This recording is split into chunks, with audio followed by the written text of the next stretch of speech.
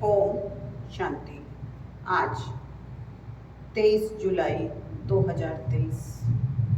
आज अव्यक्त महावाक्य हैं। रिवाइज मुरली है 16 मार्च 1995 की। आज जो बाबा के महावाक्य हैं, बाबा कहते बाप ने तो सबको सर्व खजाने दिए हैं, सर्व प्राप्तियां कराई हैं, लेकिन बच्चे अपनी झोली में भरने में नंबरवार हैं। देता तो बाप सबको एक जैसा है, लेकिन कोई उसको बढ़ा लेते हैं, कोई उसको गवा देते हैं, कोई उसको जितना है उतना का उतना रख लेते हैं। तो बाबा कहते जब तक धारणा नहीं करेंगे, प्रैक्टिकल में नहीं लाएंगे, तब तक वो प्राप्तियां अपनी होंगी नहीं।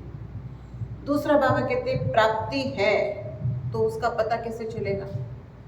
तो बाबा कहते प्राप्ति का पता चलेगा, एक तो संतुष्ट रहेंगे, दूसरा प्रश्नों से पार प्रसन्न चित्त रहेंगे।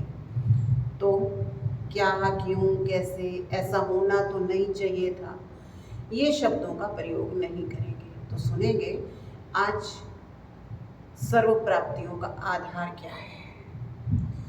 बाबा कहते सर्व प्राप्ति संपन्न आत्मा की निशानी। सर्व प्राप्ति संपन्न आत्मा की निशानी क्या है? संतुष्टता और प्रसन्नता। आज सर्व प्राप्तियां कराने वाला बाप दादा अपने चारों ओर के प्राप्ति संपन्न बच्चों को देख रहे हैं। सर्व प्राप्तियों के दाता संपन्न और संपूर्ण बाप के बच्चे हैं। तो हर एक बच्चे को बाप ने सर्व प्राप्तियों का वर्षा दिया है। ऐसे नहीं किसी को 10 दिया हो, किसी को 20 दिया हो, सभी बच्चों को सर्व प्राप्तियों का अधिकार दिया है। सभी बच्चे फुल वर्षे के अधिकारी हैं। तो बाप दादा देख रहे हैं कि हर एक अधिकारी बच्चों ने अपने में प्राप्तियों का अधिकार कितना लिया है। बाप ने तो सर्व दिया है। बाप को सर्वशक्तिवान व संपन्न सागर कहते हैं, लेकिन बच्चों ने उन प्राप्तियों को कहाँ तक अपना बनाया है। बाप का दिया हुआ वर्षा जब अपना बना लेते हैं तो जितना अपना बनाते हैं उतना नशा और खुशी रहती है। मेरा खजाना है, दिया हुआ बाप का है, लेकिन जितना अपना बनाते हैं उतना नशा और खुशी रहती है।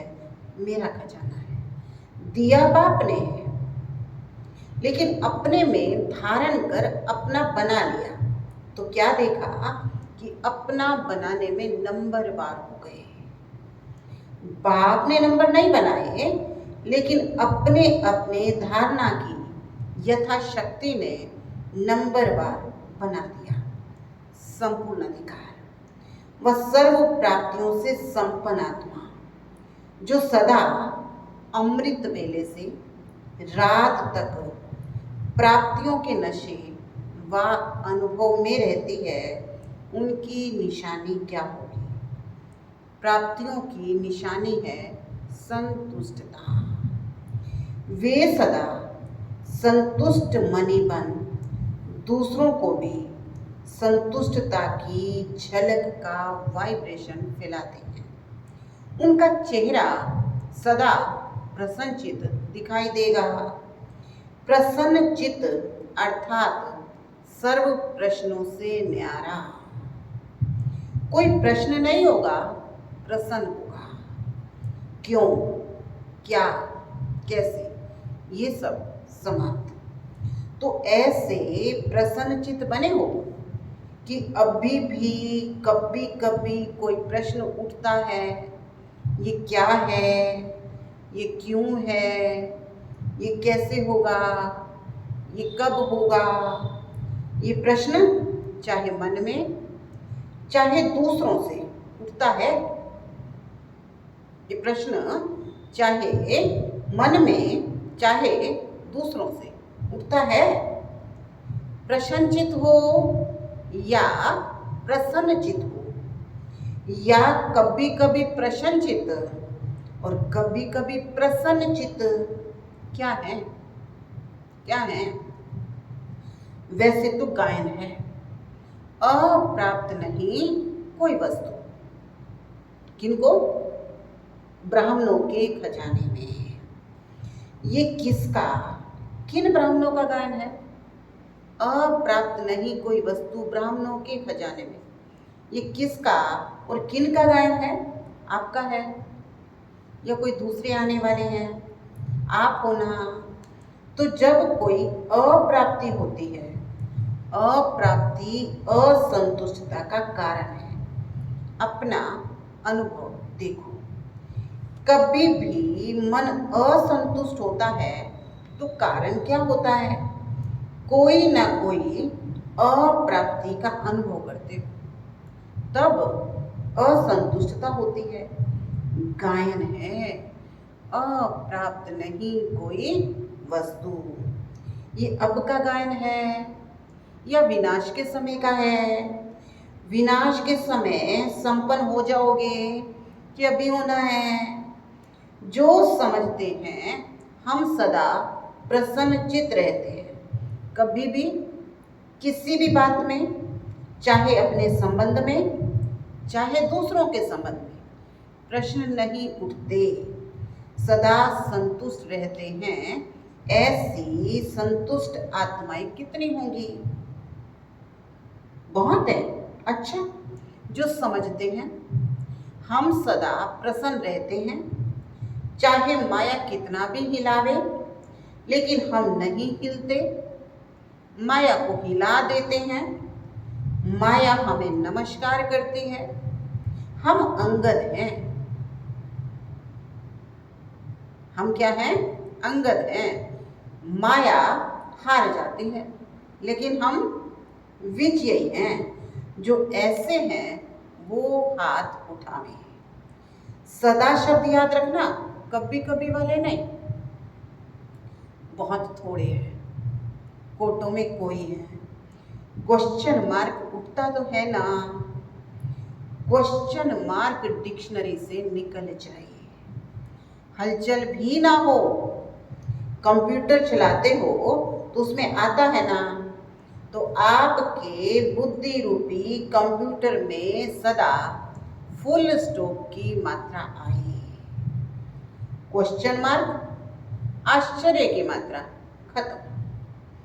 इसको कहा जाता है सदा प्रसन्न चित्त। ऐसा प्रसन्न चित्त औरों का भी क्वेश्चन मार्क खत्म कर देता है। नहीं तो स्वयं में अगर कोई क्वेश्चन मार्क है, अगर स्वयं में कोई क्वेश्चन मार्क है, तो कोई भी बात सुनेंगे, देखेंगे तो कहेंगे हाँ ये होना तो नहीं चाहिए, लेकिन होता है, मैं भी समझती हूँ होना नहीं चाहिए। मिक्स हो जाएंगे, उसके प्रश्न को और भी अंडरलाइन कर देंगे। किसी और के मन में प्रश्न उठा है ना, तो उसके प्रश्न को खत्म करने की बजाय क्या कहेंगे? हाँ मैं भी समझती हूँ होना तो नहीं चाहिए पर होता है। तो उसके प्रश्न को भी क्या कर देंगे? अंडरलाइन कर देंगे। टेका तो दिया ना, यानी थोड़ा सा सहारा तो दिया ना उसकी बात को कि हाँ ये ठीक नहीं है लेकिन होता है। तो प्रसन्न चित्त उसको नहीं किया, लेकिन और ही प्रश्न को बढ़ा दिया। एडिशन हो गई। वैसे एक का क्वेश्चन था, अभी 2 का हो गया, 2 से फिर 4 का हो जाएगा। तो प्रसन्न चित्त वाइब्रेशन की बजाय प्रसन्न चित्त का वाइब्रेशन जल्दी फैलता है। हाँ ऐसा है, साथ दे दिया। क्या कहा? हाँ ऐसा है, साथ दे दिया। आश्चर्य की मात्रा आ गई तो फुल स्टॉप तो नहीं हुआ ना। चाहे अपने प्रति भी ये मेरे से होना नहीं चाहिए, ये मेरे को मिलना चाहिए, ये दूसरे को नहीं होना चाहिए। तो ये जो चाहिए है ना, ये प्रश्नचित्त बना देती है। प्रश्नचित्त नहीं तो सभी का लक्ष्य क्या है? संतुष्ट। प्रसन्नचित्त, जिसका प्रसन्न चित्त होता है उसके मन बुद्धि के व्यर्थ की गति फास्ट नहीं होती, सदा निर्मल निर्माण होने के कारण सभी को अपने प्रसन्न चित्त की छाया में शीतलता देगी। कैसा भी आग समान जला हुआ बहुत गर्म दिमाग का हो, लेकिन प्रसन्न चित्त के वाइब्रेशन की छाया में शीतल हो जाए। क्या कहा बाबा ने? कैसा भी गर्म दिमाग का जला हुआ, बाबा कहते लेकिन प्रसन्न चित्त के वाइब्रेशन की छाया में शीतल हो जाए। कमजोरी क्या आती है?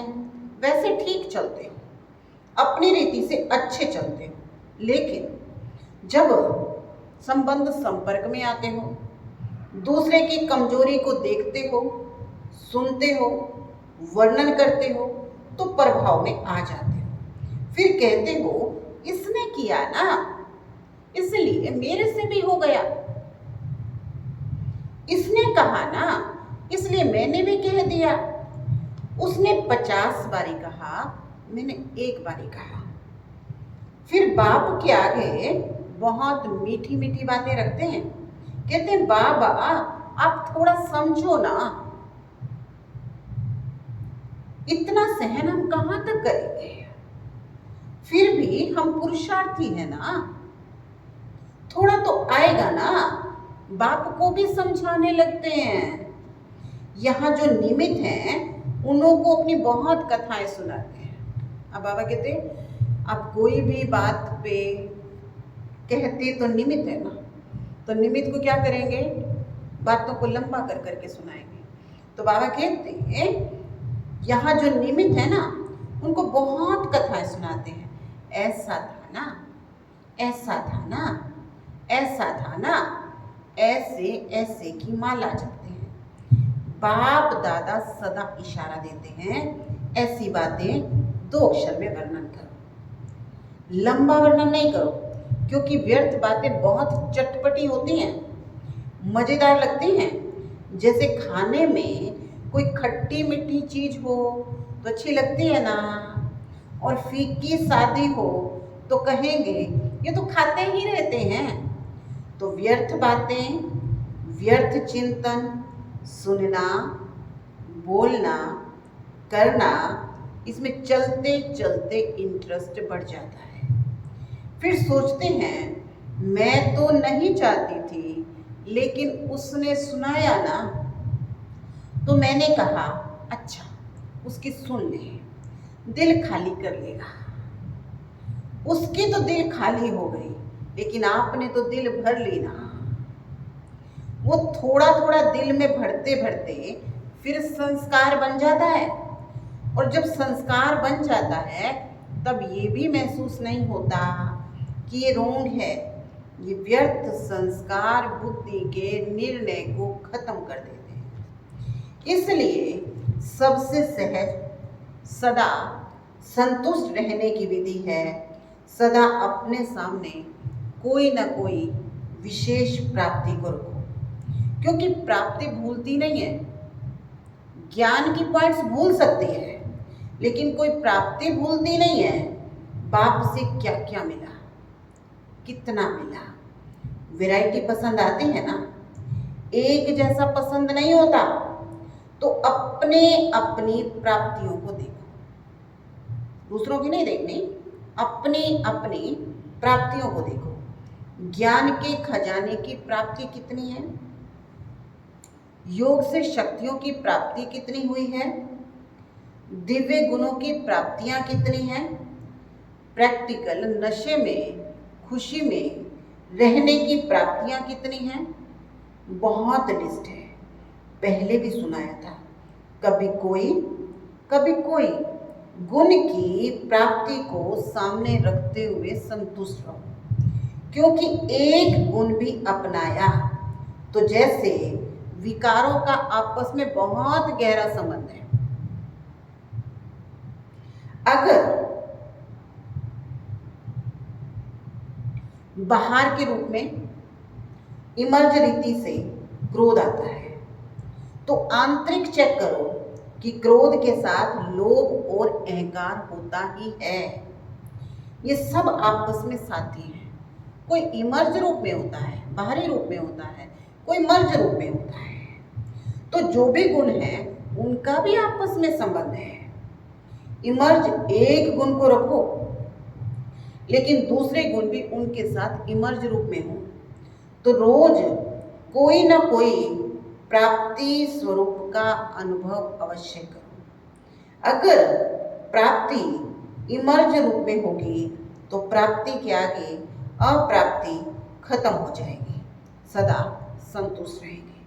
वैसे भी देखो, दुनिया में भी मुख्य प्राप्ति सब क्या चाहते हैं? हर एक चाहता है कि अपना नाम अच्छा हो, दूसरा मान मिले, तीसरा शान। नाम, मान और शान ये प्राप्त करना चाहते हैं। आप भी क्या चाहते हो? आप भी तो यही चाहते हो ना, हद का नहीं, बेहद का। तो दुनिया वाले हद के नाम के पीछे दौड़ते हैं और आपका नाम विश्व में जितना ऊंचा है उतना और किसका है? तो आप अपने नाम को देखो। सबसे नाम की विशेषता क्या है कि आपका नाम कौन जपता है? आपका नाम स्वयं भगवान जपता है। तो इससे बड़ा नाम क्या होगा? आपके नाम से अभी लास्ट जन्म में भी अनेक आत्माएं अपना जीवन निर्वाह कर रही हैं। देवी देवताओं की पूजा करके, जगह जगह हवन करके, मंदिर में आरती वगैरह करके वो ब्राह्मण लोग क्या कर रहे हैं? अपनी आजीविका कमा रहे हैं। तो इसलिए बाबा कहते हैं कि आपके नाम से अभी लास्ट जन्म में भी अनेक आत्माएं अपना शरीर निर्वाह कर रही हैं। आप ब्राह्मण हो ना, तो ब्राह्मणों के नाम से आज भी नामधारी ब्राह्मण कितना कमा रहे हैं। अभी तक भी नामधारी ब्राह्मण ऊंचे गाए जाते हैं। तो आपके नाम की कितनी महिमा है, इतना श्रेष्ठ नाम आपका है। इसलिए हद के नाम के पीछे मत जाओ। मेरा नाम तो कभी किसी में लेते ही नहीं है। मेरा नाम सदा पीछे ही रहता है। सेवा तो मैं करती हूँ पर नाम दूसरे का हो जाता है। तो हद के नाम के पीछे नहीं आओ। सदा बाप के दिल में आपका नाम श्रेष्ठ है। जब बाप के दिल में नाम हो गया तो कोई सेवा में या कोई प्रोग्राम में या कोई भी बात में आपका नाम नहीं आया तो क्या हर्जा हुआ? अगर बाप के दिल में आपका नाम हो गया तो कोई भी सेवा में, कोई भी प्रोग्राम में, कोई भी बात में आपका नाम नहीं आया तो क्या हर्जा हुआ? बाप के पास नाम तो आपका है ना। जैसे भक्ति मार्ग में हनुमान का चित्र दिखाते हैं, उसके दिल में था क्या? राम। तो बाप के दिल में क्या है? बच्चे। तो बच्चों में आप हो या नहीं हो तो सबका नाम है ना। देखा, पक्का है ना। कभी मिस हो गया हो, आप सबका नाम है।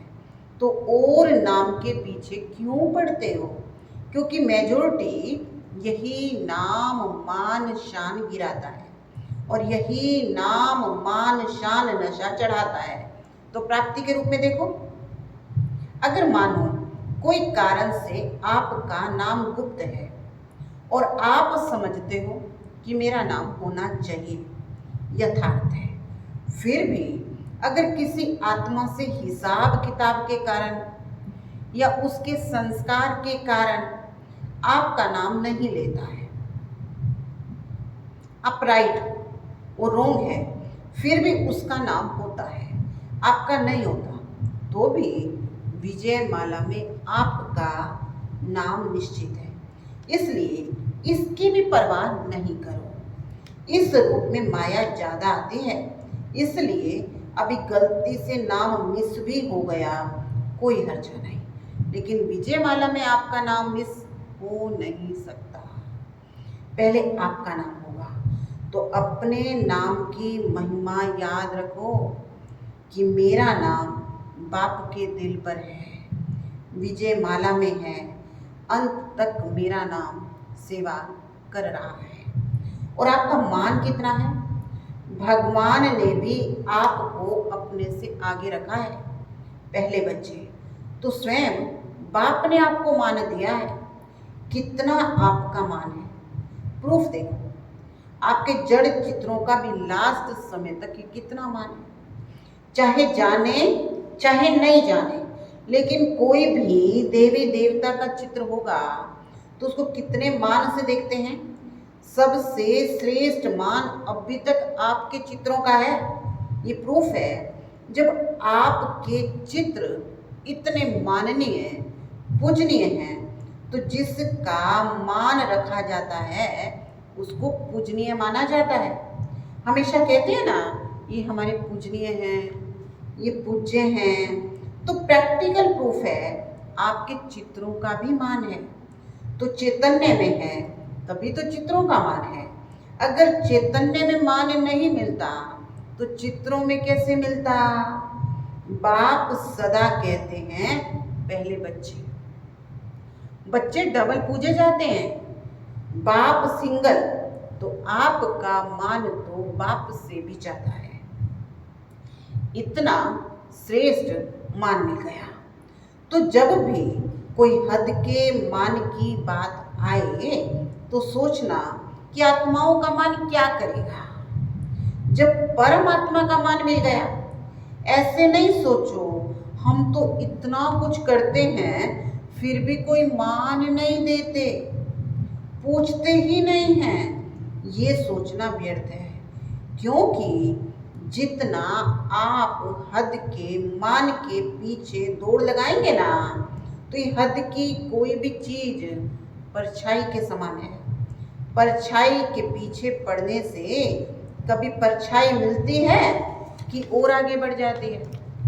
पूछ रहे बाबा, परछाई के पीछे पड़ो तो कभी परछाई मिलती है? जितना हम परछाई को पकड़ते हैं तो परछाई और आगे चली जाती है। तो ये हद का मान, हद का नाम, ये परछाई है।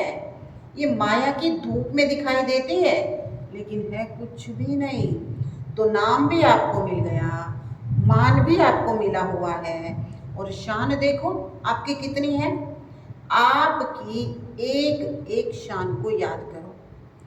किसने शान में बिठाया? बाप ने बिठाया। बाप के दिल तख्त नशीन है।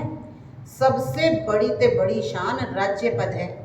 तो आपको तख्त ताज मिल गया ना, जो परम आत्मा के तख्त नशीन है। इससे बड़ी शान क्या होगी? कभी कभी निर्णय करने में एक छोटी सी गलती कर देते हो। जो रियल शान है, रूहानी शान है, वो कभी अभिमान की फीलिंग नहीं आने देगा। तो कभी कभी क्या करते हो, होता है अभिमान, लेकिन समझते हो ये शान तो अपनी रखनी चाहिए, इतना शान तो होना चाहिए, शान में रहना अच्छा होता है। लेकिन शान है या अभिमान है, उसको अच्छी तरह से चेक करो। कभी कभी अभिमान को शान समझ लेते हो और फिर निर्माण नहीं होते हो। आप अपनी शान को रियल समझते हो, लेकिन दूसरे समझते हैं ये अभिमान है। इनको थोड़ा भी कुछ कह देंगे तो इनको अपमान लगेगा। अभिमान वाले को अपमान जल्दी फील होता है। थोड़ा भी किसी ने हंसी में कुछ कह दिया तो अपमान लगेगा। ये है अभिमान की निशानी। सोचेंगे नहीं, मैं तो ऐसा हूं ही नहीं, ऐसे थोड़ा ही कहना चाहिए। तो निर्णय ठीक करो। उस समय अपने निर्णय में कमी कर लेते हो। यथार्थ की बजाय मिक्स हो जाता है और आप उसको यथार्थ समझ लेते हो। तो कहने में आता है ये हैं तो बहुत अच्छे। क्या कहने में आता है?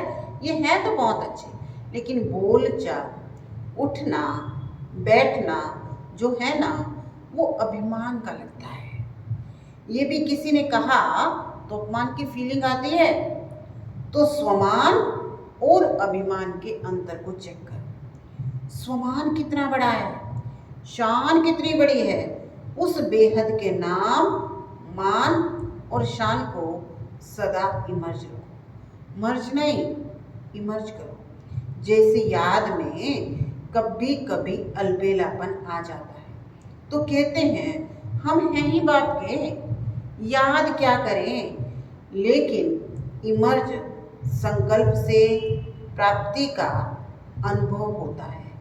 ऐसे ही हर धारणा में अलर्ट रहो, अलबेले नहीं बनो, क्योंकि समय समीप आ रहा है। और समय समीप क्या सूचना दे रहा है? समान बनो, संपन्न बनो।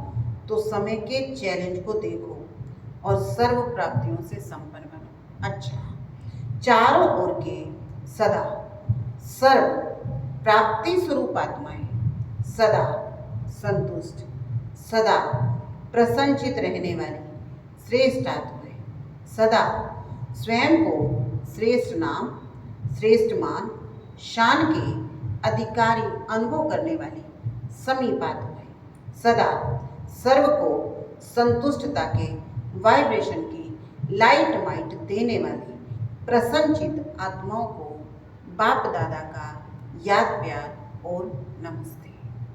हम रूहानी बच्चों की रूहानी बाप दादा को याद प्यार, गुड मॉर्निंग, नमस्ते, ओम शांति। वरदान है आज का, हर सेकंड स्वयं को भरपूर अनुभव कर सदा सेफ रहने वाले समृद्धि सो समर्थ स्वरूप भव। हर सेकंड स्वयं को भरपूर अनुभव कर सदा सेफ रहने वाले समृद्धि सो समर्थ स्वरूप भव। बाप दादा द्वारा संगम पर जो भी खजाने मिले हैं उनसे स्वयं को भरपूर रखो। जितना भरपूर, उतना हलचल नहीं। भरपूर चीज में कोई दूसरी चीज आ ही नहीं सकती। ऐसे नहीं कह सकते कि सहन शक्ति व शांति की शक्ति नहीं है, थोड़ा क्रोध और आवेश आ जाता है। कोई दुश्मन जबरदस्ती तब आता है जब अलबेलापन है या डबल लॉक नहीं लगाया है। याद और सेवा का डबल लॉक लगा दो। समृद्धि स्वरूप रहो तो समर्थ बन सदा सेफ रहेगी।